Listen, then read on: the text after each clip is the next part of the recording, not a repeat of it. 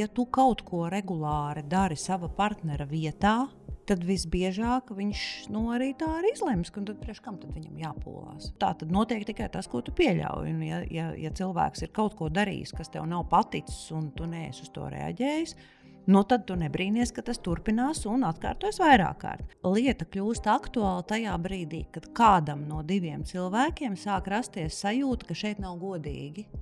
Ka nav tā subjektīvā taisnīguma sajūta par to, ka es cik ieguldu un cik otrs partneris iegulda. Nav svarīgi laika, naudas, enerģijas, tā kopējā tā pienesuma attiecībās, tad, kad tie svari pārsverās uz vienu pusi un tam vienam kļūst par grūtu, tad mēs sākam runāt par to, ka šis weaponized incompetence vai mērķtiecīgā nevarība, ka tas kļūst mums traucējoši un īstenībā rada riskus attiecībām. Pat tad, ja tu redzi, ka šī manipulatīvā nevarība vai mērķtiecīgā nevarība, ja tas ir kaut kas tāds, ko tu pieredzi savā dzīvē, savā ikdienā, tad kritika vai pārmetumi vai uzbraucieni ir pēdējais, kas tev palīdzēs, respektīvi tas nepalīdzēs. Ja, tas nepalīdzēs un tas pats nesadzīs, pats no sevis tas neatrisināsies, un vienīgais veids ir sarunāties tādā veidā, ka otrs tevi var sadzirdēt. Un tā būtiskā lieta, pirms es eju šajās attiecībās, ir tas, ka pieauguši cilvēku dzīvē par savu vajadzību piepildīšanu mēs esam atbildīgi tikai katrs pats.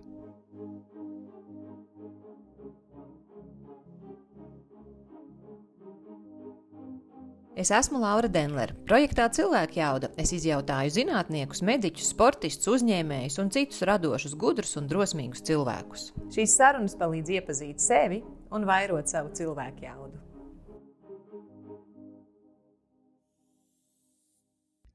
Šodien man ir saruna ar Gintu Gaumalu, klīnisko psiholoģi, komunikācijas treneri, kas tu mums esi vēl mediātore, ja? Es esmu krīzes intervences speciāliste, es esmu nevardarbīgās komunikācijas konsultante un mamma.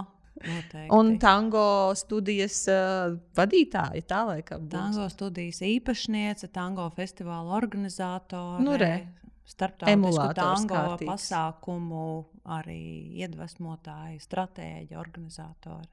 Okay. Tu principā neguli, jo tev visu laiku kaut kas ir jādara, es tā saprotu. Ginta, bet šodien mēs runāsim par to, ko tu nosauc man angļu valodā, weaponized incompetence. Un tagad visi, kas grib saprast, kas tas tāds ir, pat ja saprot angļu valodu, tad weaponized ir tā kā bruņojies, un incompetence tas būtu tā kā nejēga, bet es pieņemu, ka tev ir kaut kāds cits skaidrojums, kas tas būs, par ko mēs runāsim. Jā, sveika, Laura, un paldies tev, ka piekrīt šai sarunai, paldies, ka uzaicināji. Un, jā, šis weaponized incompetence, domājot par to, kā to tā skaidri latviski pateikt, es parunāju ar vairākiem speciālistiem, mēs pārunājam, kā tas varētu būt, un tie termini ir dažādi, tur droši vien, ka ir vēl bez tā, ko es teikšu, ir vairāki, bet man liekas, man personīgi visprecīzākais šķiet tāda mērķtiecīga nevarība, tāda, dažkārt saka, mērķtiecīga nespēja, apzināta nespēja, tas viss turpat būs. Tu teici, ka tev viena draudzene teica, ka viens veids, kādā tulkot weaponized incompetence būtu, ir tīšuprāt nepraša. Kur mēs zaudējam, tad, kad mums ir saskarsme ar šādiem cilvēkiem, vai tad, kad mēs esam šādi weaponized incompetence piekopēji, zaudē tie, kas ir kopā ar mums? Te ir runa par tādu līdzsvara pazaudēšanu, par to, cik mēs katrs ieguldam tajā mūsu sadarbībā. Un kamēr mums der tas balans, kāds viņš ir, vai tas ir man vairāk, tev mazāk, tev vairāk, man mazāk, kamēr mēs abi esam ar to mierā, tikmēr jau tur var neko nemainīt. Tā lieta kļūst aktuāla tajā brīdī, kad kādam no diviem cilvēkiem sāk rasties sajūta, ka šeit nav godīgi, ka nav tā subjektīvā taisnīguma sajūta par to, ka es cik ieguldu un cik otrs partneris iegulda. Nav svarīgi laika, naudas, enerģijas, tā kopējā tā pienesuma attiecībās, tad, kad tie svari pārsverās uz vienu pusi un tam vienam kļūst par grūtu, tad mēs sākam runāt par to, ka šis weaponized incompetence vai mērķtiecīgā nevarība, ka tas kļūst mums traucējoši un īstenībā rada riskus attiecībām. Un vari parādīt piemērus, kā izpaužās šī mērķtiecīgā nevarība? Sāksim ar ģimeni. Piemēram, mājās tās būs visas situācijas, kurās es saku, zini kā, tev tik labi sanāk tos putekļus noslaucīt, vai ne? Man tur parasti nesanāk, es nevaru tur tikt klāt, man grūti ir to tur tā kā piekļūt, un tev noteikti sanāks labāk nekā man, un šis ir viens no piemēriem, kurā es saku partnerim, es viņu uzslavēju, vai ne? Jo katram jau patīk, kad viņam ir uzslava, un tad balstoties uz tā, ka tu jau esi mums tas putekļu slaucīšanas guru, vai ne? Tad es varētu varbūt tad viņas neslaucīt. To es viņam nesaku, es saku, man nesanāks, es nemācēšu tik labi, kā tu, es noteikti man neizdosies. Atceries pagājušajā reizē, kad es mēģināju slaucīt tos putekļus, man tur viss tie kakti palika netīri. Vai arī, zini, es patiešām nezinu, vai ne? Es nezinu, kur mums atrodas tā putekļu lupata. Es arī nezinu, vai ne ar kādiem tur saimniecības līdzekļiem. Tas man pārāk sarežģīti tos līdzekļus atrast. Es to nevarēšu. Kas ir tie piemēri, ko tu redzi no cilvēkiem, kur tu pamani, te partneris pielieto weaponized incompetence? Pavisam nesen pat, es arī neesmu tālu no tā. Mēs mājās spriedām tur par puķu laistīšanu, un es vienmēr aplēju tās puķes, un man dzīvesbiedrs, viņam atkal šķiet, ka ir svarīgi arī tās puķes apsmidzināt, piemēram.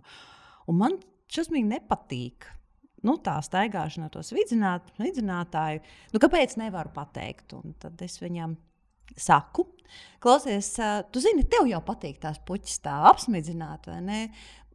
Man negribās, ja es viņam saku, ka man negribās, tad tas jau ir godīgi, bet ja es viņam saku, ka tev sanāk labāk par mani, un man noteikti nesanāks, un es nevarēšu, tad tas velk uz to, un tad mēs smējāmies, kas gatavojos šai sarunai, un reku tas ir, vai ne? Un tas kopsumā nav mūsu ikdienas stratēģija, bet tas parādās pat tādās mazās lietās, vai ne?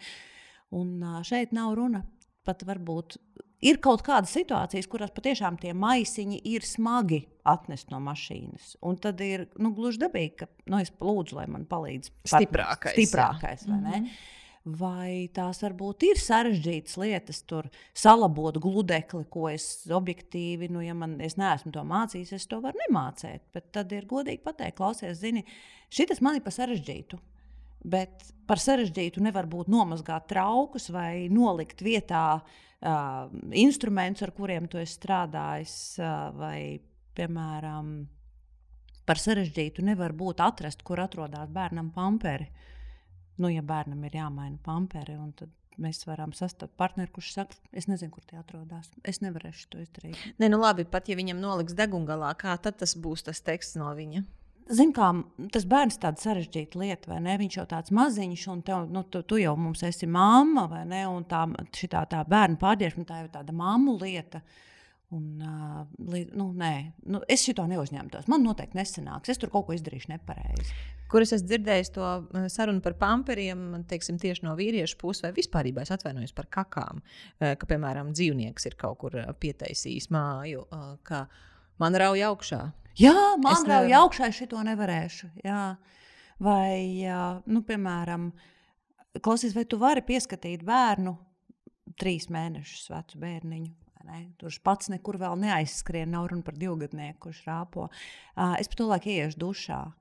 Un mamma atnāk pēc 10 minūtēm, un šis partneris ir aizmidzis, pieskatot 3 mēnešus vecu bērniņu.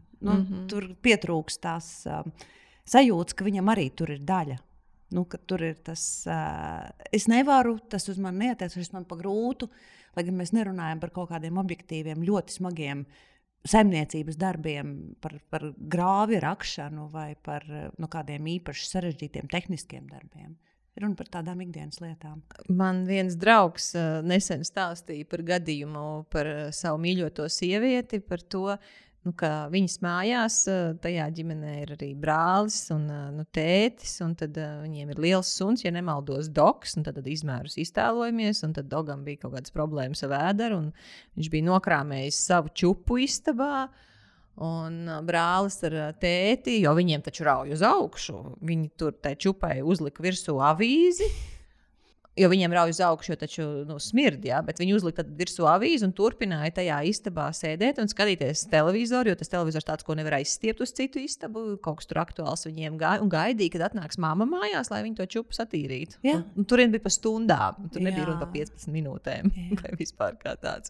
Darbā, kur tu redzi to? Kas ir tie piemēri reālie?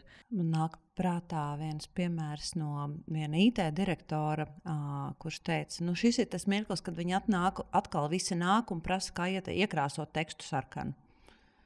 Tādā ziņā, ka ir elementāras tādas lietas, ko cilvēks strādājot noteiktā biroja vidē var iemācīties, bet ir vieglāk paprasīt. Ja es šito lēmumu nepieņemšu, tad man nebūs jāuzņemās atbildība. Un galu galā ir taču vieglāk, ja to izdara kāds cits, un tad man ir vieglāk pajautāt un piemēram, izlabot kļūdas. Es labāk aiziešu tur piemēram, pie biroja vadītājs, pie sekretārs, ja tāda ir, lai viņi izlabotās manas kļūdas. Mēs birojā strādājot, lielākā daļa no mums ir ar vismaz pamata augstāko izglītību, kas varētu prezumēt, ka mēs mākam gramatiski pareizi rakstīt. Un vēl jau arī šie vienkārši datorprogrammas, kas labo vismaz krietnu daļu kļūdu. Jā. Tā kā šeit mēs runājam par tādiem, par jebkuriem gadījumiem, kur tā vietā, lai vienotos, ko kurš no mums darīs, un ir ok pajautāt palīdzību, ja man vajag palīdzību kaut kādu uzdevumu risināšanā. Bet, ja tā ir sistēma, tad atkal mums ir jāvienojas, klausies, ka es vienmēr būtu priecīgi, ja tu vienmēr atnestu katru reizi tos maisiņus no mašīnas, jo man viņi ir par smagu. Tad es godīgi saku, es negribu nest. Un tad tā situācija ir tāda, tā kā tās kārtas ir galdā, un tad ir skaidrāk, kāpēc. Bet, ja es saku, nē, es esmu tāda vāja, un kopsumā tas jau vispār nav sieviešu pienākums, un tu jau man esi tāds stiprs un visu varošs, un tu esi mūsu ģimenes galva, un tu esi mūsu galvenais aprūpētājs. Tad šitas viss iet uz to, kur vienā vai otrā pusē ir šī mērķtiecīgā nevarība, un biežāk, ja pagooglē internetā un paskatās dažādos pētījumos, tad biežāk šo weaponized incompetence, vai kā mēs viņu latviski tēvējam par mērķtiecīgo nevarību, attiecina uz heteroseksuālās attiecībās uz vīriešiem, kur viņi izvēlās būt bērni savām sievām, būt dēli savām sievām. Bet es negribu šeit vispārināt, jo to pašu var redzēt arī attiecībās, kur, piemēram, ir vecāks vīrietis un varbūt jaunāks sieviete, un tad mēs redzam, ka tur īstenībā ir tēva un meitas attiecības drīzāk nekā līdzvērtīgu partneru. Tā kā tas var būt gan attiecināms uz vīrieti attiecībās, gan attiecināms arī uz sievieti. Šeit ir runa par partneri, kurš uzvedās tā, ka viņš būtu bērns tam savam līdzcilvēkam. Un kā ir ar attiecībās ar tīņiem? Es vienkārši domāju, ka tam tīnim, kam tā riebjās mazgāt tos traukus, tad, kad tur kaut kas ir jānomazgā vai arī piekrāmēt trauku mazgājumo mašīnu, ir izdevīgi turpināt to darīt tik neforši, lai viņam pat neprasītu to vairs darīt. Jo es taču nevaru to normāli izdarīt. Tad mamma taču zina, ka man pa grūti ir tos traukus tā nomazgāt. Man nekad nesanāk, tas ūdens ir pa karstu, un tā birsta mums arī nav tik laba. Bet tev jau nekad nebūs labi, kā es tos traukus nomazgāju. Jā, un es pagājušais nomazgāju, tu man pārmeti, par to, ka viņi nebija tīri, un labāk es ne. Un te ir viens milzīgs risks, jo notiek jau tikai tas, ko mēs pieļaujam, jo mēs ilgāk ļaujam viņam turpināt nemazgāt tos traukus, jo lielāka iespēja, ka viņš arī tālāk savā dzīvē viņš atradīs kādu, kurš par viņu rūpēsies kā par bērnu, nevis viņš varēs dibināt līdzvērtīgas attiecības, jo tā gan pāraprūpe, gan arī pārāk liela kritika bērnam augot ir tas, kas ved uz to, ka viņam būs bail kļūdīties. Un līdz ar to viņš arī, vai viņam nebūs iespējas mēģināt, vai viņam vienkārši nebūs vajadzības. Ja mamma visu izdara viņa vietā. Vai arī, kas varbūt ir sliktāk, tad, ja tur, kur ir tāda, vairāk tad, kur vecāki ir ļoti aizņemti, un tam bērnam patiešām neviens arī neierāda, kā tos traukus tur pareizi nomazgāt. Tur var būt vairāk tie iemesli, bet tas lielā mērā sakņojās bērnībā pusauģu gados. Un kas ir tā loma, ko nospēlē tas partneris, kurš vai kura šīs mērķtiecīgās nespējas, nevarības? Mērķtiecīga nevarība, man liekas, vispiemērotākais. Okay, tad šīs mērķtiecīgās nevarības rezultātā tas partneris cieš, ja partnere, bet tieši viņi paši ir pielikuši savā ziņā bijuši līdzdalībnieki tajā, lai ar viņiem to nostrādātu. Jā, es tev varu piekrist, jo ūdens un enerģija vienmēr tek pa mazākās pretestības ceļu. Un, ja tu kaut ko regulāri dari sava partnera vietā, tad visbiežāk viņš arī tā arī izlems, un tad priekš kam tad viņam jāpūlās. Man tieši bija ar manu dzīvesbiedru saruna arī par šo te pašu weaponized incompetence vai mērķtiecīgo nevarību. Viņš teica, bet viņš saka, vīrietis vienmēr taupīs enerģiju. Ja sieviete izdara viņa vietā, tad kāpēc tam man jāpūlās mīļā pasaulī? Tas labākai, nezinu, tur. Kurš ko? Makšķerēt uz garāžu vai lasīt labākajā gadījumā grāmatu? Ilgāk strādāt. Jā, ilgāk pastrādāt, vai ne? Un ja sieviete izdara manā vietā, viņš saka, kāpēc man jāpūlās? Un kas ir tas, ko, piemēram, uzņēmums zaudē šādā veidā, ja darbinieki sāk piekopt viens vai vairāk šo te mērķtiecīgo nevarēšanu? Man būtu drīzāk jādomā, ka tas varētu tādā organizācija vidē, ka tas vairāk būtu atrodams varbūt vairāk tādās institucionālās vietās, kur ir, man jāsaka, tā valsts iestādēs drīzāk tur, kur ir ļoti, mēdz būt cilvēkiem bail uzņemties atbildību, un tad tiek sagatavoti milzīgi birokrātijas kalni, aiz kuriem man nav jāizrāda iniciatīva. Un es neapgalvoju, ka visās valsts iestādēs tā ir, bet ja mēs domājam par vidi, kurā organizācijās tas varētu attīstīties, tā būs vieta, kur ja mans vadītājs, piemēram, ir ļoti autoritatīvs, ļoti stingrs tajos savos uzskatos, ka ir jādara tikai tā, kā viņš uzskata, un iniciatīvai nav vietas, tad tas ļoti attīsta to, ka cilvēki tad arī saka, ok, es šitā nevaru uzņemties, man nav pietiekama kompetence, vai šitas nav manā kompetencē. Vai man nav pietiekama izglītības, vai šādu lēmumu var pieņemt tikai nodaļas vadītājs. Un rezultātā tas, ko uzņēmums vai organizācija zaudē, ir iniciatīvu, idejas un iespējams kaut kādus risinājumus, kurus varētu izmantot, kurus varētu uzņēmums iegūt, tad, ja visiem būtu drosme, iespējas un tiesības izteikties. Tas tā kā nāk no abām pusēm. Līdzīgi kā ģimenē, ja es daru visu tā partnera vietā, tad kāpēc lai viņš pūlētos? Un arī uzņēmumā, ja ir ļoti izteikts mikromanagements vai ļoti autoritīvs vadītājs, kurš izlēma visu savu darbinieku vietā, tad viņš iegūst tādus dzīvus robotus, kuri vienkārši atstrādā tās funkcijas, kas viņam noteikts. Tur pietrūkst iniciatīvas, līdz ar to ir liela riska, ka mēs varam pazaudēt kaut kādu perspektīvu izaugsmai.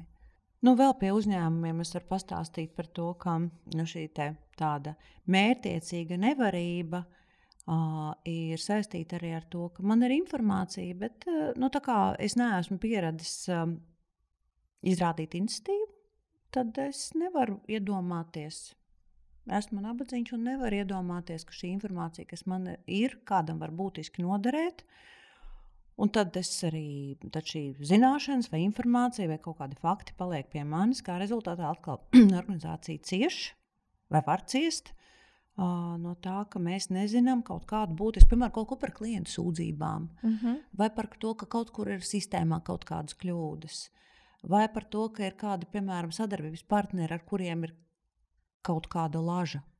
Ja, un es, tā kā manā vietā vienmēr visu izlemj mans vadītājs. Un par iniciatīvu es drīzāk dabūnu sodu, tad es nolēmu ar šo informāciju nedalīties, jo man ir bail. Es nedomāju, ka vai vispār to ir vietā pateikt, un galvā tas nav tik svarīgi, un tad es nevaru. Es nevaru. Ne? Es nevaru ar to padalīties. Tā būtība ir tajā, tā mērķtiecīgā nevarība ir tāds vairogs vai maska, aiz kuras aizslēpjoties, es saku, es nevaru, esmu maziņš, esmu mazs un vājš, un neko nevaru izdarīt pats. Un kas ir ar lēmumu pieņemšanu, par sliktu lēmumu pieņemšanu? Jā, viens, kas man ienāk prātā, ir piemēram, teiksim, tādā mājas apstākļos, vai ne? Tas, ja, piemēram, kādam ir uzticēta, piemēram, rēķinu samaksa, un tad viņš aizmirst tos rēķinus samaksāt, vai viņš to rēķinu samaksu kavē. Vai ne? Un tad man ir bail pateikt, ka es to rēķinu samaksu kavēju. Vai piemēram, uzņēmumā ir ļoti līdzīgi. Ir tas, ko es iepriekš minēju par to, ir klienta sūdzība, par kuru es nepasaku. Ne? Es pieņemu lēmumu šito noslēpt labāk, jo man ir bail, un es nezinu, kā rīkoties, un es aiz tās savas nezināšanas, kā rīkoties. Nevis es eju un saku, hei, reku, mums ir jautājums, ko mums vajag atrisināt, bet es tā kā palieku tajā, ka es nezinu, kā to risināt, un es nezinu, kurienes tas pieķerties, un tad tas ir pārāk sarežģīti, un tad es to nolieku atvilknē, un tad tur tas pats. Tad par to laiku mēs esam pazaudējuši klientu vai sabojājuši attiecības ar kādu piegādātāju vai kādā sistēmā ir kaut kāda nopietna kļūda, bet neviens arī par to neko neuzzina, jo es esmu tādu pasīvu lēmumu, es nepieņemu lēmumu par to informēt. Tavs maģistra darbs arī bija saistīts ar šo te weaponized incompetence? Ne tiešā veidā, bet tā bija viena no tēmām, kas tur ļoti, ļoti parādījās, jo man maģistra darba tēma bija saistīta ar apmierinātību ar attiecībām. Un tas, kur parādījās šī mērķtiecīgā nevarība, bija tas, ka aicinot cilvēkus piedalīties pētījumā, tika teikts, ka pētījums būs 12 minūtes, būs jāatbild uz jautājumiem par sevi, pētījums būs anonīms, tātad nav jābaidās arī par sevi atbildēt. Jā. Tad milzīgs pārsvars bija sieviešu atbilžu. Bet tas jau ir diezgan tipiski. Kurš tad tev vēl tur atbildēs par attiecībām? Un saklaus, par ko mēs tagad runājam, attiecībās tipiski mēdz būt divi cilvēki. Jo tās būtu attiecības. Bet kaut kā joprojām sanāk tā, ka par attiecībām tā kā jārūpējas ir tikai sievietēm. Un šajā nav pārmetumu, tā ir tāda fakta konstatācija. Man bija 1:5. Tātad uz vienu vīrieti man 5 sievietes pētījumā, kas piedalījās. Un tad vēl no vīriešiem, kas piedalījās, apmēram puse tika līdz pētījuma vidum, respektīvi 6 minūtes viņi varēja veltīt šim, domājot par attiecībām, un otrās 6 minūtes jau bija par grūtu. Un mēs ar manu maģistra darba vadītāju tieši par šo runājām, ka šeit mēs redzam, ka jā, es gribu, lai man ir labas harmoniskas attiecības, bet rūpēties gan es par tām negribu. Vai ne? Tas ir tas, ja es domāju par to, cik daudz cilvēku piedalījās manā pētījumā un kāda bija tā proporcija, tad var redzēt, ka sievietēm interesē gan analizēt attiecības, gan saprast, ko varētu darīt labāk, lai tās attiecības uzlabotos. Un pat vairāk mani kolēģi, kas ir visnotaļ inteliģenti, izglītoti un arī attiecībās ieinteresēti vīrieši, man tā ir teicis, klausies, zinu, kā es tur kaut kādā pusē nolecu. Man bija grūti par to domāt. Vai tu vari pastāstīt, kāpēc cilvēki dara to mērķtiecīgo nevarību? Jā, tātad mērķtiecīgā nevarība un tā mērķtiecīgais vienmēr nozīmē, ka tur ir kaut kāds ieguvums. Un pat nav varbūt tik ļoti svarīgi, vai tas ir, ka es to apzināti esmu ļaunprātīgi izplānojis, vai vienkārši man tā sanāk. Bet rezultāts pēc manā pieredzē ir tāds, ka tad, ja es šādi pasaku, tad es varu tikt vaļā no kaut kāda pienākuma, no kaut kāda uzdevuma darīšanas. Un te var būt gan izvairīšanās no atbildības, nepieņemt kaut kādus lēmumus attiecībās, piemēram, vai ja man ir atbildība, ja mums ģimenē ir jāsadala, kurš veiks kuru pienākumu, vai ne, un mana atbildība, piemēram, ir vienmēr iet uz bērniem pakaļ uz bērnu dārzu, vai ne, tad, ja es saku, ka es varu aizmirst, un varbūt, ka man būs darbā jāizkavējās, un galu galā es arī nezinu, vai es paspēšu, un ja tas ir katru reizi, tad atkal, ja mēs esam vienojušies, ka es daru šos darbus, tu dari šos darbus, mums abiem tas der, tad viss ir kārtībā. Runa ir par to brīdi, kad kādam no partneriem kaut kas paliek pa grūtu. Jā. Tad, piemēram, es varu brīnišķīgi izvairīties no diskomforta, vai ne? Piemēram, apspriežot kaut kādus nērtus vai varbūt man grūtus jautājumus. Un, teiksim, apspriest, kā mēs rīkosimies ar naudu, vai ne? Vai kuram kādi pienākumi. Vai galu galā arī par seksuālām attiecībām, ja es gribu par kaut ko runāt, vai ne, vai man kaut kas neder, bet ja es par to nemāku runāt, es labāk izvairos no tā, vai ne, un rezultātā mūsu attiecības cieš caur to, ka es neuzņemos to institīvu, neuzņemos atbildību, un es gaidu, ka kāds cits partneri, ka viņš būs tas pirmais, kurš sāks. Vēl es varu, piemēram, izmantot šo stratēģiju, lai pievērstu uzmanību savu partneri. Ja es izjūtu tādu uzmanības trūkumu, tad es varu teikt, redz, kā es esmu tāda nevarīga. Ne? Es nevaru šito, es esmu vāja, man tas nesanāks vienai pašai, man vajadzēs tikai ar tevi kopā, un vai es gribu, lai tu man palīdzi, parādi, vai tu izdarši to manā vietā. Es to redzu, piemēram, ar automašīnas vadīšanu, teiksim, pārsvarā es to ar sievieti redzu. Ir arī gadījumi ar vīriešiem, bet tā lielākoties, ka man bail tur braukt, man taču nav tādas pieredzes braukt pa tik dzīvu satiksmi, es taču tur nezinu to rajonu, aizved mani. Klausies, nopirkos man mašīnu. Jā, taisnība. Es tur nevarēšu iebraukt, tur ir pārāk maz vietas, vai ne? Atkal, ja runa par to, ka mašīna ir jāaizved uz servisu, tad... Lai, teiksim, mani neapšmauc, kur, teiksim, mans partneris vai partnerē zina labāk. Atkal, ja ir tā, ka mūsu ģimenē ir pārunāts un visas par tehniskām lietām atbild, piemēram, partneris. Ir nodalīts, Tad viņš tur rūp par manu automašīnu, saka, klausies, tev rītdien ir jāaizbrauc uz servisu. Viņš ir sarunājis.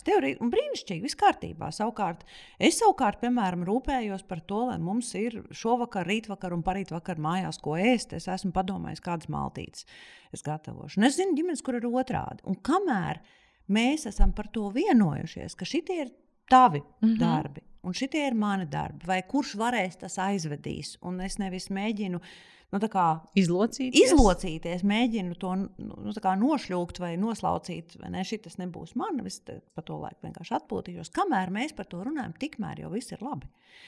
Tas risks rodās tajā mirklī, kad es tā vietā, lai es godīgi pateiktu, klausies, es to negribu darīt.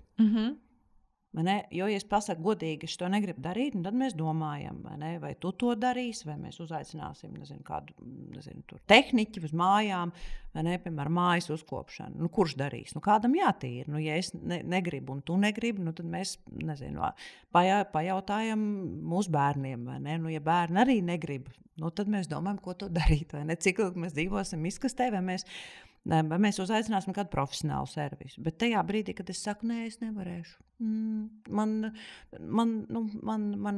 Es nemācēšu.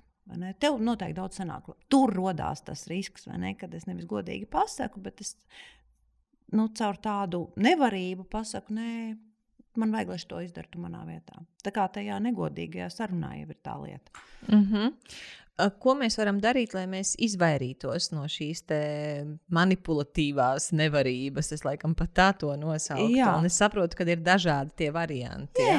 Tad viens ir laikam kas attiecās uz teiksim, attiecībām, kur, piemēram, vēl nav bērni, ja es pareizi saprotu. Kā mēs varam izvairīties no šīs manipulatīvās nevarības vai to, ka mēs piedzīvojam šo manipulatīvo vai mērķtiecīgo nevarību? Tad es teiktu, ka droši vien ir tādi divi lieli posmi mūsu dzīvē, pieaugušu cilvēku dzīvē. Viens ir, kamēr mums vēl nav ģimene, tādā izpratnē, ka ģimene ar bērniem, kamēr mums vēl nav, un tad, kad viņi jau ir. Un, ja mēs vispirms domājam par to posmu, kad mums vēl nav, sākot no brīža, kad vispār mēs sākam mācīties veidot attiecības, tad ir skaidrs, ka neviens jau nemācās no citu kļūdām, un neviens nemācās no savu vecāku kļūdām vai kaut kādām neveiksmēm vai kādiem secinājumiem. Mums visiem tās savas attiecības dažādie veidi ir jāizdzīvo pašiem, līdz ar to te ir tāds mācība process. Un te droši vien nav svarīgi, vai mēs esam apprecējušies jau vai nē, bet svarīgi ir tas, ka mēs esam divatā un mums ir atbildība vienam pret otru. Un nav tur, jo bērni tā ir atsevišķa atbildība. Tad tas pats pirmais droši vien ir būt pieaugušam pašam. Un ko tas nozīmē? Tas nozīmē, ka es saprotu, kas man der manā dzīvē, ko es varu, ko es gribu, kur ir manas robežas. Es saprotu, kādas ir manas vajadzības, un es spēju par viņām runāt. Maršalam Rozenbergam, nevardarbīgās komunikācijas filozofijas autoram, ir brīnišķīgs teiciens: atpazīt un turēt godā savas vajadzības. Un tas ir tas, ka tad, kad es esmu skaidrībā ar sevi, tas pirmais skats ir uz iekšu. Un tikai tad, kad es esmu skaidrībā ar sevi, tad es varu ar tādu atbildīgu attieksmi sākt domāt par to, ka es varu veidot attiecības ar kādu citu cilvēku. Un ir skaidrs, ka mēs šeit atkal runājam par divu pieaugušu cilvēku attiecībām, par līdzsvaru tajās attiecībās. Un tā būtiskā lieta, pirms es eju šajās attiecībās, ir tas, ka pieaugušu cilvēku dzīvē par savu vajadzību piepildīšanu mēs esam atbildīgi tikai katrs pats. Ir svarīgi, ka es dibinu ģimeni vai attiecības ar otru cilvēku nevis tad, kad man vajag, bet tad, kad es to vēlos. Respektīvi, es pa lielam varu dzīvot viens pats. Man viss labi, es tieku pats ar sevi galā. Bet ar otru ir interesantāk, ir foršāk. Mēs varam kaut ko foršu kopā veidot. Un tas, man liekas, ir tas kritērijs, kad mēs varam ielikt to pamatu tam, lai ar šo partneri es nesastaptos tajā weaponized incompetence lauciņā. Ne? Kad es esmu pašpietiekams, otrs cilvēks arī ir pašpietiekams. Mēs spējam tikt katrs pats ar sevi galā, bet tā mūsu kopdzīve mums ir kaut kas tāds foršs papildus vērtība. Nevis mēs kompensējam viens otru grūtības. Nevis es ar tevi dzīvoju kopā, tāpēc, ka man vajag. Es bez tevis netikšu galā, bet es ar tevi dzīvoju tāpēc kopā, ka tad, kā es jau tāpat tieku galā, tu vēl dod papildu foršumu manā dzīvē. Nevis tāpēc, ka man vajag, bet tāpēc, ka es gribu. Tāpēc, ka man patīk ar tevi būt kopā, bet nevis tāpēc, ka man vajag. Es varu par lielam dzīvot arī viens pats. Un tas ir, droši vien ir daudz autoru un daudz viedokļu par to, kad ir laiks vai kad nav laiks dibināt ģimeni, vai ne? Bet tad šis ir tas mirklis, kad es saprotu, ka šis, manuprāt, ir viens būtisks kritērijs. Otra būtiska lieta, kā novērst to, lai es izvairītos no sastapšanās ar šo te mērķtiecīgo vai manipulatīvo nevarību, ir, ka ir par agru vai par vēlu dibināt ģimeni ar šo cilvēku, tad, ja es ar viņu nespēju runāt par seksu, par naudu un par to, kā mēs sadalīsim pienākumus. Varbūt, ka ir par agru, tāpēc, ka mums vēl ir rozā brilles un mēs nespējam objektīvi izvērtēt, kāds ir tas otrs cilvēks, bet varbūt ir jau par vēlu, kad mēs jau esam, tās attiecības ir jau pāraugušas, mums jau ir kaut kādas nepiepildītas gaidas vienam pret otru, mums ir vilšanās, un tad, kad es jau vairs nevaru ar viņu par to parunāt, tad varbūt arī var par vēlu. Ja? Tā būtība ir tajā, ka mēs ejam uz līdzvērtīgu partneru attiecībām, un tā ir tā atslēga. Un te ir atkal, kā jau vienmēr, nekad nav ļoti vienkārši, īpaši jaunos gados, ir ritīgi svarīgi ņemt vērā to, ka sievietes nobriest ātrāk, Kā mums teica arī Nikita Bezbarodovs vienā no tavām epizodēm par to, ka estrogēnu veidošanās ķermenī stimulē neokorteksa attīstību. Respektīvi, sievietes nobriest ātrāk, tāpēc, ka viņas potenciāli tajā brīdī, kad viņām sākās mēnešreiz, viņām var būt zīdainis, viņām var būt bērns, un viņām ir jābūt nobriedušām ātrāk. Un līdz ar to mēs redzam to, ka ir jaunākas meitenes, drusciņi vecāki džeki, tādā pusauģu gadu vecuma, un tur tas ir ok, ne? Jo viņi, tie puiši ir mazliet vairāk nobrieduši. Bet tad, kad ir šīs te mātes un dēla attiecības, tur, kur pārim ir mazliet pāri pa 30, tur tas vairs nav ok. Tur, kur tā sieviete ir pieaugušāka un viņa dzīvo kopā ar vīrieti, kas varbūt ir viņas vecumā vai varbūt mazliet vecāks, un joprojām tās attiecības ir, kad viņš tā kā pusauģu puika, vai ne, tur iet dejot uz bāra letes, kas fine, vai ne, bet ja tajā brīdī sieva ir mājās ar zīdaini, vai ne, vai, kā teica viena mana draudzene, manam bērnam bija 3 dienas, es pamodos mājās viena pati ar savu bērnu, jo mans vīrs bija aizgājis mazgāt laivu. Es zinu no sava draugu loka arī tādus stāstus no dāmām, ka tiešām foršas, gudras sievietes, un viņas saka, ka, tu zini, vienā brīdī es piefiksēju, ka viņš no manis sagaida, lai es esmu mamma, kas viņu apuišo un vēl guļ ar viņu. Kur ir manas zeķes? Jā. Kur ir manas apakšbikses? Jeb arī tas, ka tas cilvēks nepiedalās mājas darbos, nav līdzvērtīgs partneris, jo noslēpies, piemēram, ir darbā. Tas tāds tipiskākais ir. Daži noslēpjās varbūt hobijos, piemēram, intensīvi gatavojās tur kaut kādām savām sacensībām, un tad tā sieviete uz sevi iznes to visu smagumu, tur malku skalda, dārzu laista, kas ir tomēr liela slodze. Šajā manā pētījumā, kas bija saistīts ar to, ko pāri kopā dara un kā tas ietekmē viņu apmierinātību ar attiecībām. Tad tā šodienas realitāte joprojām ir tāda, ka sievietēm ļoti lielā mērā uzlabo apmierinātību ar attiecībām, tad, ja viņu partneris piedalās mājas solī.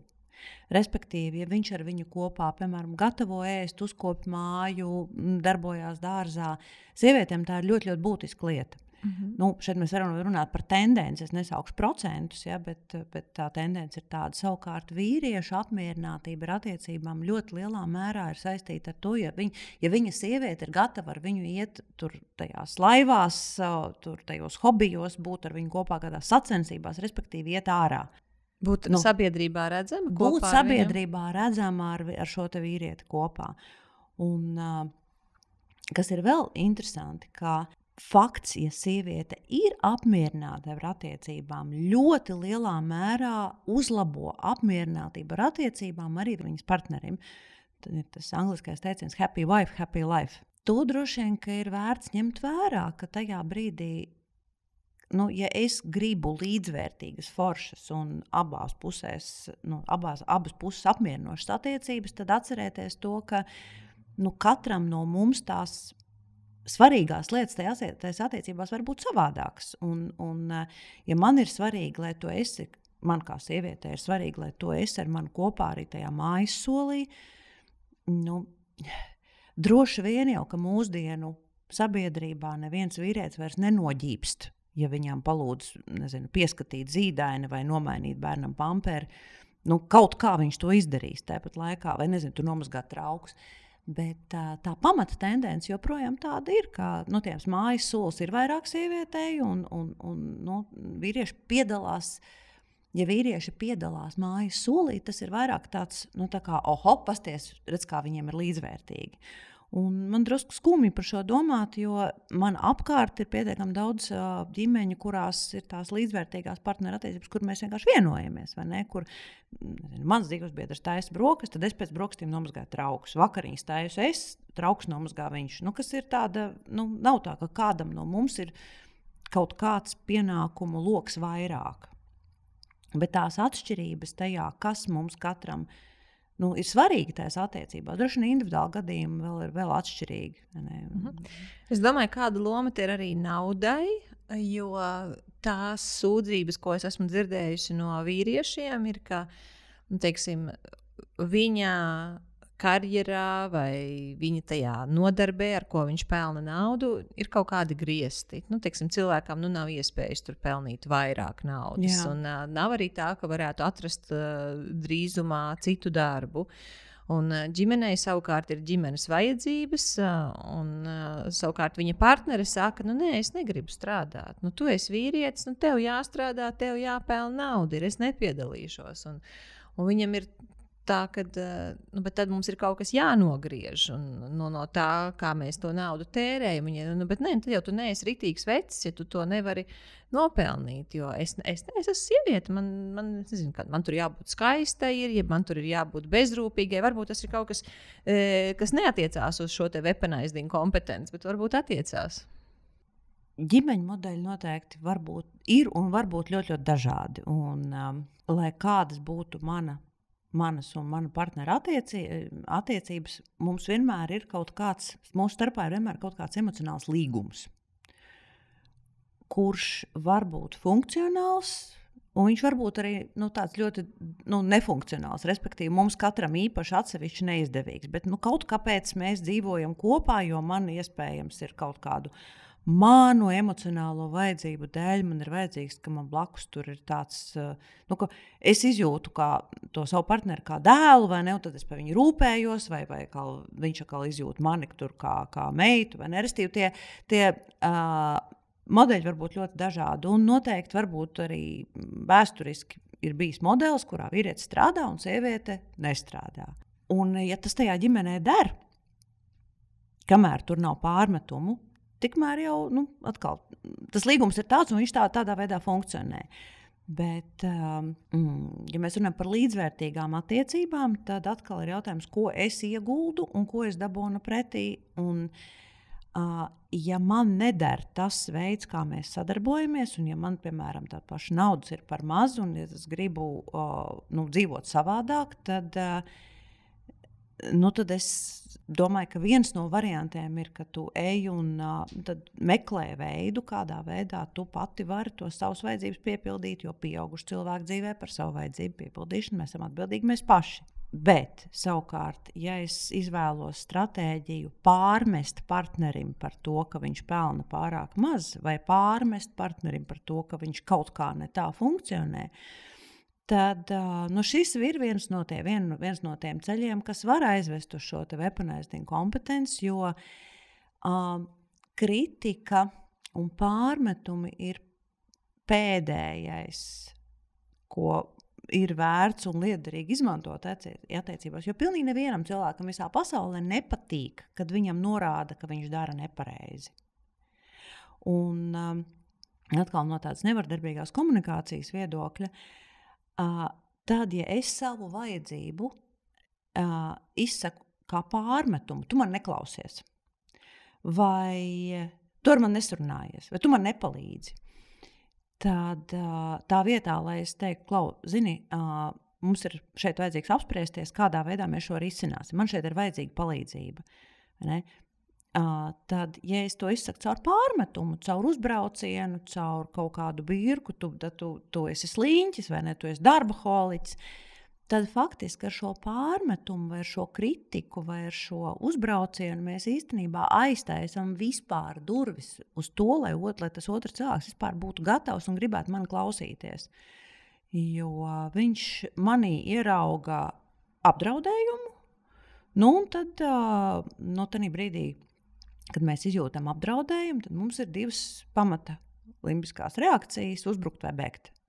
Vai ne? Un tad viens variants ir tu pati, pasties, kā tu izskaties, un vispār māja netīra, ja, un pasties, un bērni vai ne, vēl nav nomazgāti, vai ne, un vispār kurš man vakariņas uztaisīs, vai arī vīrietis norākās darbā vēl vairāk. Un tā vietā, lai sieviete būtu dabūjusi šo te sarunu un varbūt kaut kādas situācijas risinājumu, viņa vienkārši aiztaisa tās durvis ar šo kritiku un pārmetumu ciet pavisam. Vai mēs varam ķerties klāt tam, ko darīt attiecībās, kas ir svarīgas cilvēkam, un kur partneris vai partneri izmanto šo te weaponized incompetence, un kā tad ar viņiem komunicēt, un kas ir tās lietas, ko darīt, un tu vari arī rādīt, ko labāk nedarīt, lai, teiksim, cilvēki nepieļautu kļūdas. Nu jā, tad mēs iepriekš izrunājām, ko darīt, kad man joprojām ir variācijas iespējas, tādas brīvākas variācijas iespējas. Ka es varu notīties. Ja man bērnu nav, tad es principā, es no jebkurām šīm attiecībām ne emocionāli, bet tā organizatoriski ir iespējams iziet vieglāk. Līdz ar to tajā brīdī, kad mums ir bērni, kopīgi īpašumi, kopīgi biznesi, protams, ka tā situācija ir grūtāka un sarežģītāka. Un pamanīt, kad kaut kas nedara, ir viena lieta, pieņemt lēmumu, ko ar to darīt, ir nākamais punkts, un pēc tam, kad tu to lēmumu pieņemsi, tad izdarīt vēl kaut kādas izmaiņas, ir vēl trešais sarežģītais punkts, jo tā sistēma kopsumā viņa ir ļoti liela un sabūvēta jau tā kā, caur to, kā mēs ar tevi esam sadarbojušies. Tomēr, ja es savās attiecībās pamanu, ka man paliek slikti.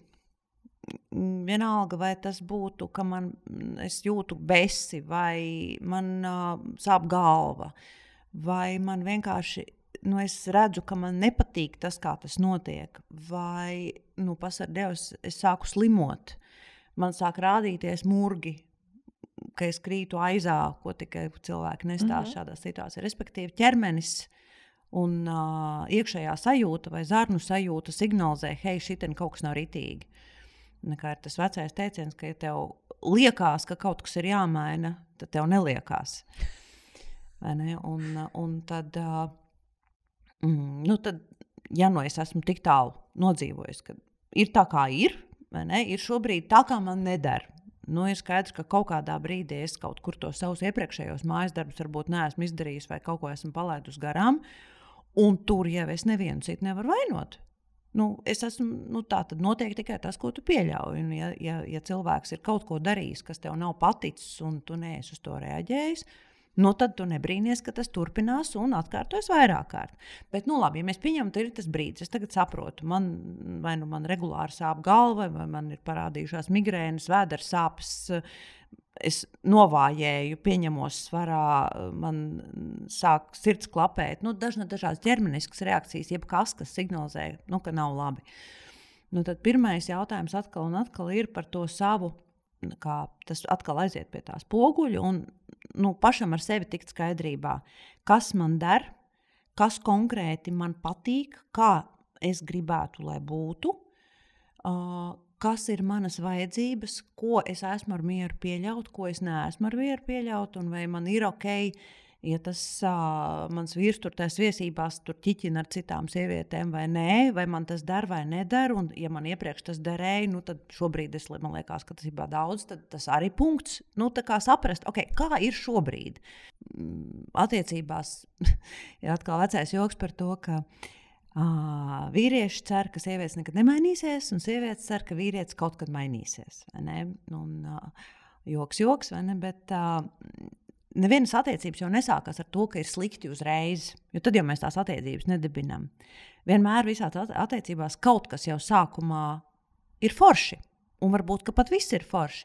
Bet tieši tāpēc, ka mēs mainamies, mēs attīstamies, katrs varbūt drusciņi savā tempā, katrs pieredzes, mums ir kopīgas pieredzes, mums ir atsevišķas pieredzes, tad ir tajā brīdī, kad es saprotu, man zvana zvaniņi, galvā zvana zvaniņi, kaut kas te nav rītīgi. Tad atkal aiziet pie spoguļa un saprast, kā ir šobrīd. Nevis kā bija tad, kad es iestājos šajās attiecībās. Jo tā laikā es biju cita, man droši vien bija citas vajadzības, citas vēlmes, citi priekšstati. Es kaut ko vispār nezināju, nesapratu, citu mugursomu, kā saka man draugi. Un tad, kad es tieku galā un skaidrībā ar sevi pašu, tad es varu saprast, nevis kas man nepatīk, bet kā es gribu, lai ir.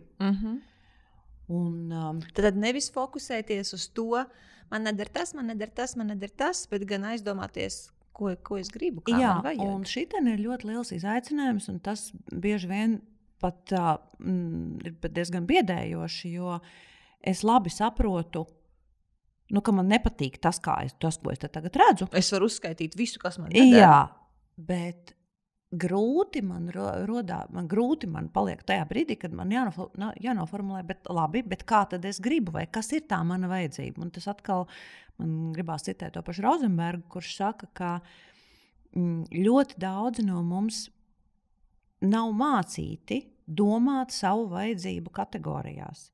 Un īpaši mēs, kas gājām skolā padomju laikā. Ne, mīļā pasaulē, ja tu domā par savām vajadzībām, tu biji egoists. Ir jādomā par to, vai ne? Tev ir jādomā par to, kas ir kolektīvam, kas tur citiem svarīgi. Un tādā veidā, pie kam tas nav tikai padomju savienībā, jo Rozenbergs jau, kā mēs zinām, bija Amerikā, vai ne? Arī viņiem acīm redzot tajā laika posmā bija kaut kas tas par to, ka citi ir svarīgāki un es esmu, es pēc tam. Un tas rezultāts ir tāds, ka es esmu daudz gatavāks rūpēties par citu cilvēku vajadzībām, bet savas es pat baidos nosaukt. Un tā kā es nemāku domāt savu vajadzību kategorijās, tad ja man ir slikti, tad automātiski es domāju, ka vainīgi ir citi. Kurš viņš vai viņi kaut ko nav izdarījuši pareizi. Vai ne? Viņi ir tie, kuri ir jāvaino pie tā, ka man neiet tā, kā man gribētos. Un rezultātā mēs pat nenonākam līdz tam, kas tad ir īstais iemesls. Tas ir apmēram no tās sērijas, ka pietaisa bikses un vaino citus, kas smird. Jā, vai ne? Vai, teiksim, viņš pret mani slikti izturās. Vai ne? Bet mēs jau vienmēr esam interakcijā. Un tā kā mežā sauc tā atskan, vecais latviešu karmas likums, vai ne? Ko sēs to pļausi. Lūk, līdz ar to tā savu vajadzību, savu vērtību, savu robežu, gan zināšana, gan spēšana viņas korekti, cieņpilni nosaukt, ir vispār izējas punkts, lai es vispār varētu domāt, kādā veidā arī tajā brīdī, kad man jau ir ģimene, ko tad tālāk darīt, kā veidot attiecības ar otru cilvēku. Tad nākamais punkts tad ir, tad, kad es esmu ar sevi skaidrībā, tad vecā labā nevardarbīgās komunikācijas 4 soļu metode, mēs iepriekš veselu epizodi ar tevi. Jā, bet man liekas, ka šobrīd arī ir vietā. Jā. Nosaukt faktu, par kuru es gribu runāt. Tātad, kas tas ir? Kas ir fakts? Tas ir, es redzēju, es dzirdēju. Šeit tas pašlaik notiek. Ne? Un, ja tā ir mana sajūta, par to mēs arī attiecībās varam runāt, bet tad es nevaru teikt, ka tu man neklausies. Vai ne? Tu man necieni. Bet es varu teikt, iespējams, es kļūdos, bet man ir sajūta. Vai ne? Un tagad es gribu to vienkārši ar tevi saprast, kā tas ir. Respektīvi, mēs varam runāt arī par tādām netvaramām lietām, bet tad es nevaru apgalvot, ka tas ir fakts. Vai ne? Es tikai, man kaut kāda tāda sajūta ir, ka kaut kas te nav rītīgi. Tad pirmais ir, pateikt, par ko tad mēs tagad runājam. Un pēc iespējas neitrāli, un nevis par to, vecais labais par to, ka tu atkal nenomazgāji traukus, vai ne? Bet kā es atnāku un es redzu, ka tie trauki šeit izlietnē ir, un tā izlietne ir pilna, vai ne? Vai tā kaka tur uz grīdas ir un apklāta ar to avīzi, vai ne? Un tas ir tas fakts, vai ne? Tad teikt, un kā, tas man dara bažīgi, vai es par to jūtos noraizējusies, teikt, kāda ir tā mana emocija, kā es par to sajūtos. Un atkal runāt par sevi un pēc iespējas atkal bez uzbrukuma. Tāpēc, ka tiklīdz mēs otram cilvēkam uzbrukam, mēs mazinām iespēju to, ka tur tas dialogs varētu sanākt. Tas tā kā ar to kritiku. Vai ne? Ja es pasaku, ka tu esi draņķa, tad tu tajā brīdī, vai tu man saki pretī, tu pati tāda, vai ne? Vai tev apsāpās sirds un tu aizēji, kā mūsu vecāka aizcer durvis un aizēji projām. Tad nerunā. Pirmais ir fakts. Otrais ir emocija, kā es par to jūtos. Un tālāk trešais ir tā mana vajadzība. Tātad es redzu, ka šeit ir tie netīrie trauki. Un tas man dara bēdīgu. Es jūtos par to ļoti, ļoti apbēdināti.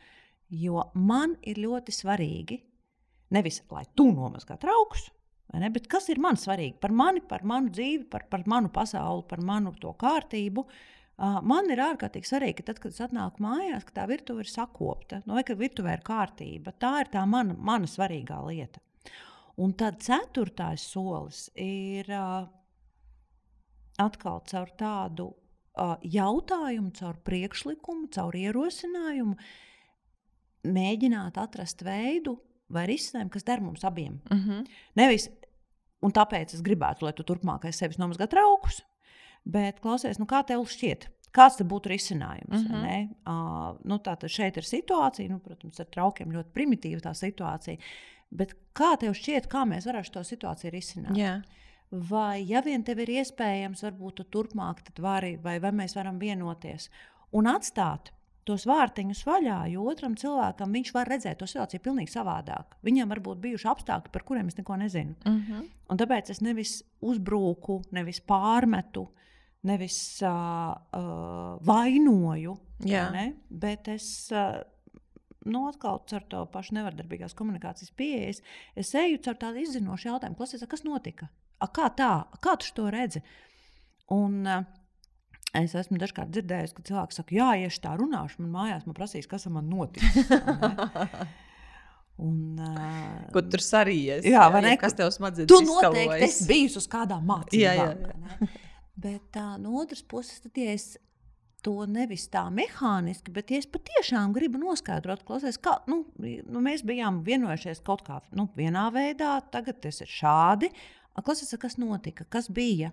Un nepieņemt, ka es zinu, ka otrs speciāli, vai ka viņam ir vienalga. Ka viņš mani neciena. Vai ka viņš man neciena, vai ka viņam, vai ka viņš grib, lai es tevis, lai es aiz viņu novācu, vai ne? Un tad, ja mēs nepieņemam, ka mēs zinām, ko tas otrs domāja vai darīja, tas atstāja atkal to situāciju, tādu, kur mēs varam apspriesties. Un tas būtu droši vien nākamais solis, tad, kad man ir skaidrs, kā man vajag, kā man der, tad es eju un ar tevi par to runāju. Un tad es dažkārt arī mācībās, ko mēs vedam mūsu klientiem, cilvēki saka, jā, bet cik tad es ilgi viņam šitā var dansot riņķī? Un tik ilgi, kamēr tev tas ir svarīgi. Kamēr tu redzi kā vārdā. Un atkal, ja otrs cilvēks tevi nedzird, viņš ar tevi nesarunājas, viņš tevi nesaprot, tur, kā lai saka, tā saruna jau sastāv no diviem cilvēkiem. Tādā veidā man teikt, kā es tikko viņam teicu, nav jēga, tātad es mēģinu vēl kaut kā savādāk. Un var būt situācija, ka otrs cilvēks mūs sadzird, bet var būt situācija, ka nesadzird. Un tad, ja viņš mani nesadzird, tad ir jautājums, ko es daru šajās attiecībās. Un, ja man joprojām liekas, ka man šitien ir jāpaliek, tad jautājums ir, kā vārdā. Un, ja es zinu, kā vārdā, tur man ir kaut kādi iemesli. Vai ne? Mēs viens otru mīlējām. Tas ir forši, bet tas bija pirms laika. Jautājums, kā ir šobrīd? Un, ja tev tajā šodienā ir kaut kas, ar ko tu samierinies, ar kaut ko, kas tev neder, tad ir jautājums, ar ko tu par to maksā? Kas ir tas tavs? Cik tas tev maksā? Cik tas, vai ne? Ar ko? Ar, negulētām naktīm, ar kreņķiem? Cik tu zaudē? Cik tu zaudē? Cik tu ciet? Jā, un līdz ar to, kamēr es varu atbildēt, ka šī maksa man joprojām ir derīga. Tad es esmu mieru uz tādu summu. Jā, tad es nesūdzu. Uz to, ka man 3 reizes mēnesī ir skandāls mājā, uz to, ka es esmu nobimbājusies. Ja man tas der, un man negribās kādam par to sūdzēties, mēs esam ļoti dažādi, un mūsu savstarpēji līgumi var būt ļoti dažādi. Bet ja manī rodās vienalga iekšēji, kaut vai tas mazais, tāds besis, ne? Un varbūt es noraujos tur, uz bērniem, ne? Man izbesīja cilvēki veikalā, vai man kaitina, ka tur kaimiņi tur aiz logu tur kaut ko runā, Šitam ir vērts pievērst uzmanību, jo tajā mirklī, kad es izjūtu kaut vai nelielu tādu nepatiku vai besi par kaut ko, tas ir pirmais, tas brīdinājums signāls tajā mašīnas panelī, vai ne? Pirmā sarkanā lampiņa, ka tev ir jāpiestāj un jāpaskatās, kas tas ir. Jo, ja es pietiekami ilgi nepievēršu uzmanību tai vieglajai neapmierinātībai, tad lēnā garā tā neapmierinātība augumā, jo es joprojām nezinu savas vajadzības, viņas joprojām netiek piepildītas, Un man iekšējais tas radars sāk signalizēt ar vien skaļāk un skaļāk un skaļāk. Un tad es jau esmu konstanti sliktā garstāvoklī, un tad jau man arī pievienojās galvas sāpes, un ja es turpinu šitam nepievērst uzmanību, es tik iedzeru ibumetīnu, vai ne? Un tad nākamais ir, mani noliek pie slimības gultas, tāpēc, ka organisms saka, hei, apstājies. Taču kaut kas nav ritīgi. Jo organisms nemelo, mūsu ķermenis sajūtas nemelo, un tad, jo mēs ilgāk nepievēršam uzmanību savu vajadzību piepildīšanai, jo skaļāk mūsu organisms ar mums par to runā. Tas ir jautājums, ar ko tu par to maksā un cik ilgi tu to maksāsi gatavs, cik ilgi tu to maksāsi uz tādu maksu es ar mieru. Ginta, vai tu vari vienkārši iedot tīri piemērus? Es tev nosaukšu, kura izpaužās šī te manipulatīvā nevarība, un tad tu vienkārši iedod tādu pavisam vienkāršu risinājumu, kā izpaudīsies tās 4 lietas, kas nevardarbīgā komunikācijā ir jāievēro. Kāds būtu tas message? Vai tu esi mieru? Ja, tad paņemsim šo te, ka kaut vai tas pats suns, kas ir pietaisījis to istabu, tur ir tā avīze virsū, un tā māte saprot, ka viņi jau ir nezinu cik sen te mājās. Viņi man saka, ka viņiem abiem rauj uz augšu, bet Haidī, to suni pirmkārt viņi gribēja. Jā, un tā ir neapskaužama situācija, jo tajā brīdī, kad tu atnāc mājās un tas tur jau notiek, ir skaidrs, ka šitas nebūs forši, bet ka tu esi kaut ko jau ritīgi palaidus garām iepriekš. Jo šis jau nav iemesls, šīs jau ir sekas. Es to saprotu, bet vai tu vari iedot, es to saprotu, bet kā man tagad komunicēt ar tiem 2? Jā, tas, ko varētu teikt, ir, ka, hei, es redzu, ka šeit ir... Jā, tā tad, hei, es redzu, ka šeit suns ir piekakājis. Un kāds ir uzlicis avīzi virsū. Jā, un tas nav noticis tikko pirms dažām sekundēm. Un tad atkal, ja mēs gribam izvairīties no kāds, vai ne, no kosmosa valodas, no kāds šeit ir uzlicis avīzi, vai ne? Bet es redzu, ka šeit ir suns ir piekakājis un ir uzlikta virsū avīze. Un es skaidrs, ka tā avīze tur pati nenokļuva, un arī suns to neuzlika. Bet, tas ir tātad pirmais izpildīts. Un te tā meistarība ir, lai cik mēs būtu dusmīgi, lai cik besis būtu no tā, ka tur tas fakts ir, neietvert šajā faktā, tā kā to savu vērtējumu. Tā kā nosodījumu. Jo...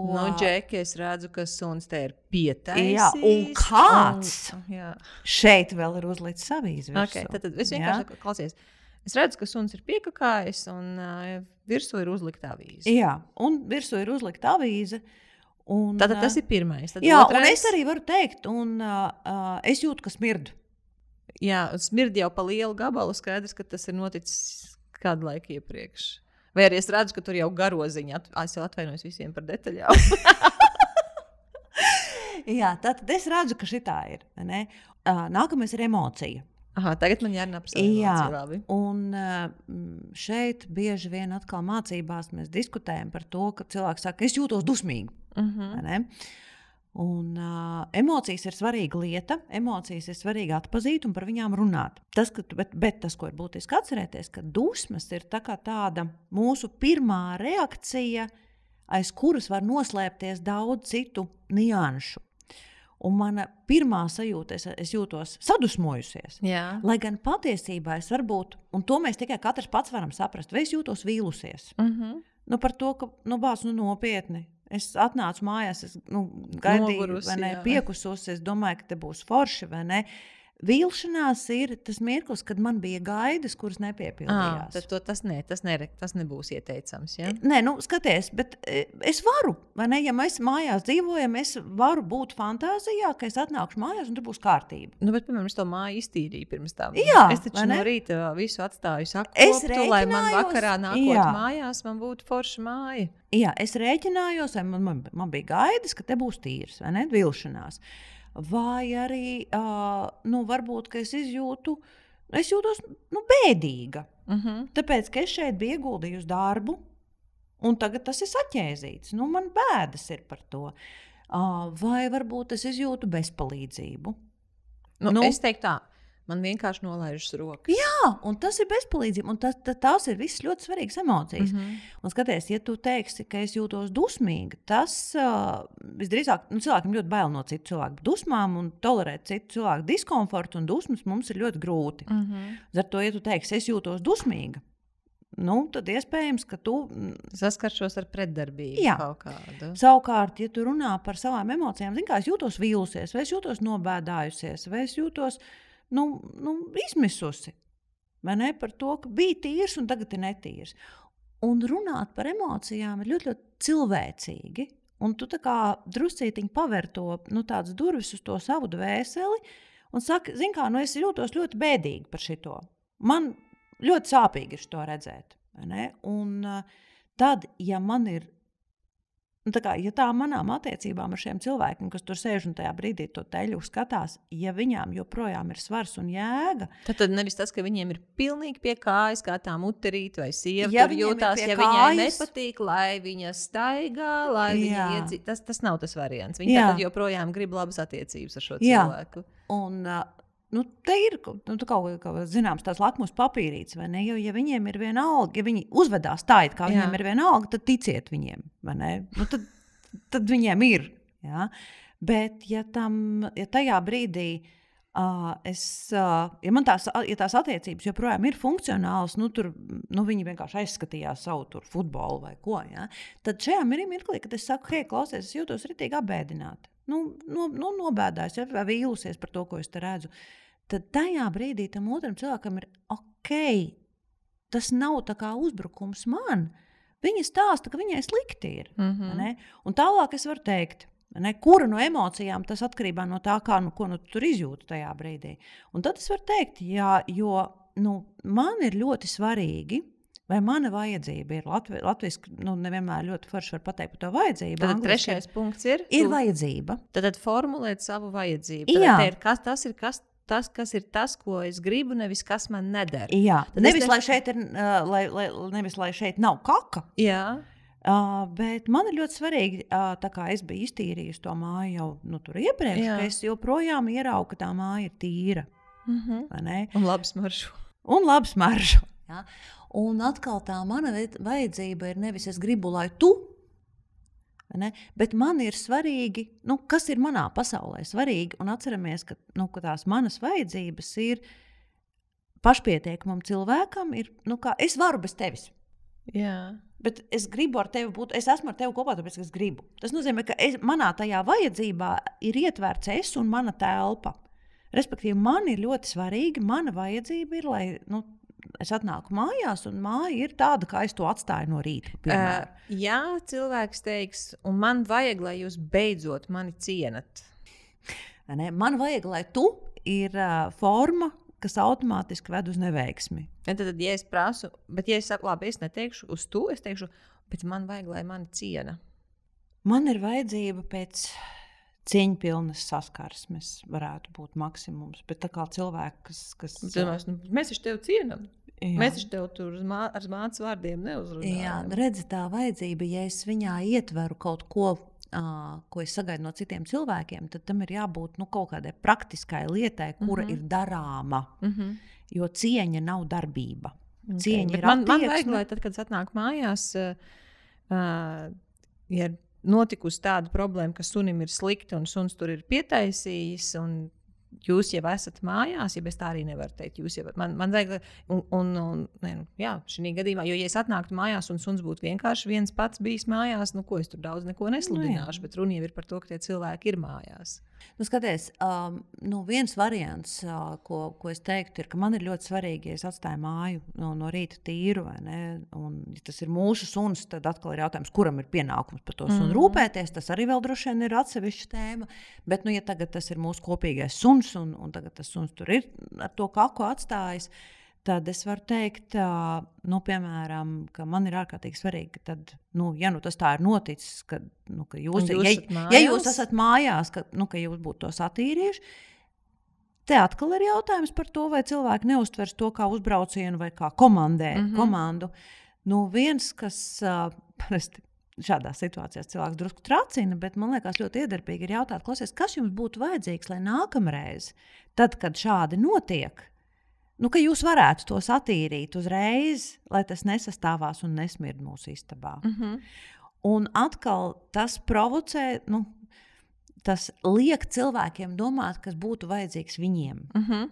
Un tur var sastapties ar tādu jautājumu. Es nezinu, kas man vajadzīgs. Vai ne? Un paklausies, kā tas skan. Ja es nezinu, kas man vajadzīgs, tad tas ir par to, ka mēs zinām, kas mums nepatīk. Mums nepatīk savākt suņa kaku. Bet kas mums būtu vajadzīgs, lai mēs viņu savāktu?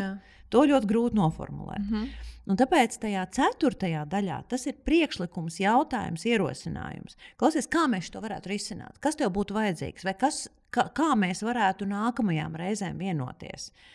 Vai, ja vien tev ir iespējams, kas arī varētu būt laba forma, ja vien tev ir iespējams, ja tu redzi, ka tas suns tur ir piekakājis, ka, ja tu varētu tad, sakopt to uzreiz, jo tad, ja tas smirdēs ilgi, tas piesmirdēs māju un tā. Respektīvi, nevis komandēt, bet jautāt. Nevardarbīgā komunikācija ir par jautāšanu, par piedāvāšanu, par apspriešanos. Mums nesen bija saruna ar Daci Renci par to, kas ir saistībā ar emocionāli, tādu veselu cilvēku komunikāciju, lai būtu tie cilvēki emocionāli veseli. Un tad viens no tāds paņēmiens, ko viņi teica, tāda īsā formula bija par tu lūdz vai tu pavēli. Un tā doma ir tāda, ka izvēlies to pasniegt formā, kas ir vairāk tā kā lūgums. Vai sarunāšana, bet nevis pavēle. Tad tas būtu arī šī sarunā. Tad tas, ko tu aicini, ir pieskatīt, lai šeit nav pavēle. Lai šeit nav komandēšana. Tā kā jūs te vienmēr būtu savākuši. Jā. Es pat teiktu, pat vairāk ierosinājums, jautājums. Kas tev būtu vajadzīgs? Jo atkal es varu nezināt miljonus apstākļu, kuru dēļ tas iespējams, varbūt nebija iespējams. Varbūt, ka tas suns tur sēdēja blakus un niez zobus un neļāva, piemēram. Sakostu viņus citādi. Labi, tā ir tāda drusciņa traka fantāzija. Bet mēs nezinām, kas ir tie apstākļi vai kāpēc tas tā notika. Un angliski tas teiciens jump to conclusions. Pasteikties ar secinājumiem. Jā, mēs uzreiz metamies secināt, viņi bija slinki. Jūs mani necienat. Jūs esat slinki un mani necienat. Bet varbūt neskaitāmi daudz dažādu apstākļu, kuru dēļ ir situācija šāda. Un tāpēc atkal ar to nevardarbīgās komunikācijas prizmu mēs jautājam, mēs pētam, mēs mēģinām saprast, kas bija. Un mēģinām vienoties, paturot prātā, ka otrs cilvēks ir līdzvērtīgs sarunu partneris. Respektīvi, tā empātija un man nepatīk lietot vārdu nekomandēšana, bet droši vien tas ir piemērots šeit. Tātad ierosināt, jautāt, stāstīt par sevi, pateikt, klausies, šitas man ritīgi abēdina. Es jūtos, godu vārds, es jūtos ļoti vīlusies. Un tas ir cilvēcīgi. Vai ne? Un tad, ja mums tās attiecības joprojām ir vērtīgas, tad otram cilvēkam ar viņam, viņi varbūt nav ienācis prātā. Viņš bija tik aizņemts tajā savā futbolā, viņam nejūta varbūt, viņam varbūt iesnas ir, vai ne? Tā kā jautāt, un tad skatīties, kas no tās sarunas iznāk, kā mēs varam kopā šo atrisināt. Forši. Vai ir vēl kaut kas, ko tu gribi piebilst par šo te manipulatīvo nevarību?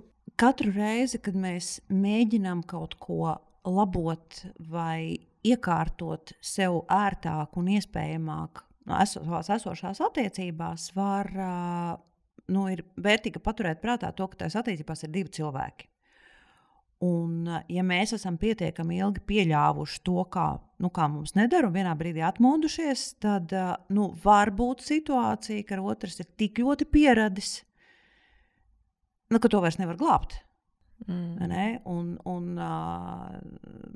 ir situācija, vai ne, kurā partneris saka, hei, bet viss taču bija labi. Kāpēc tu gribi no manis šķirties? Un es neaicinu šķirties, bet tas var būt situācija, kad ja mēs nespējam abi sarunāties un mēs nespējam abi vienoties, tad pirms pieņemt radikālus lēmumus, tas, ko droši vien ir jēga darīt, ir meklēt profesionālu palīdzību. Vispirms nevis obligāti uzreiz iet pāru terapijā, Ja? Jo uz pārterapiju var iet cilvēki, kur katrs ir tikuši galā ar sevi. Respektīvi, pats pirmais ir vienalga, vai tas ir psihologs vai psihoterapeits, ar kādu iet pārrunāt un saprast, tik galā ar sevi skaidrībā. Tad ir galu galā ir mediācija, mediātori, ja, kas var palīdzēt risināt strīdus, respektīvi meklēt profesionālu palīdzību tajā, kā izstūrēt tās mūsu attiecības. Un tas, ko es gribu teikt, ir, ka pat tad, ja tu redzi, ka šī manipulatīvā nevarība vai mērķtiecīgā nevarība, ja tas ir kaut kas tāds, ko tu pieredzi savā dzīvē, savā ikdienā, tad kritika vai pārmetumi vai uzbraucieni ir pēdējais, kas tev palīdzēs, respektīvi tas nepalīdzēs. Ja, tas nepalīdzēs un tas pats nesadzīs. Pats no sevis tas neatrisināsies, un vienīgais veids ir sarunāties tādā veidā, ka otrs tevi var sadzirdēt. Gintu, kā cilvēki, kas vēlas dabūt tavu profesionālo palīdzību, vai kā mediātorei, vai kā klīniskam psihologam, kā viņi var tevi sameklēt? Tātad, kā kliniskais psihologs, droši vien, LinkedIn ir vieta, kur man noteikti var uzrunāt. Ginta Gaumala. Jā, tātad es tur esmu gan ar šo uzvārdu, gan ar savu veco uzvārdu, kurš varbūt pazīst ar mani manā iepriekšējā dzīvē. Kā mediātors tieši tāpat. Tātad caur LinkedIn tas ir droši. Un klausies, kā ar tiem cilvēkiem, kas nelieto LinkedIn? Kā tad, lai viņi tevi atrod? Droši var rakstīt, īstenībā var rakstīt arī Facebookā, Ginta Gaumala.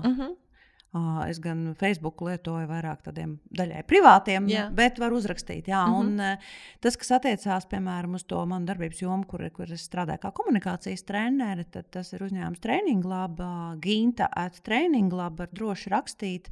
.lv. Uzņēmumi, kas vēlās sev lekcijas par komunikāciju vai kādas treniņu nodarbības, seminārus, tad tas ir veids, kur uzņēmumi raksta. Un arī tāpat tās Training Lab mājaslapā var atrast informāciju, kā ar mani sazināties.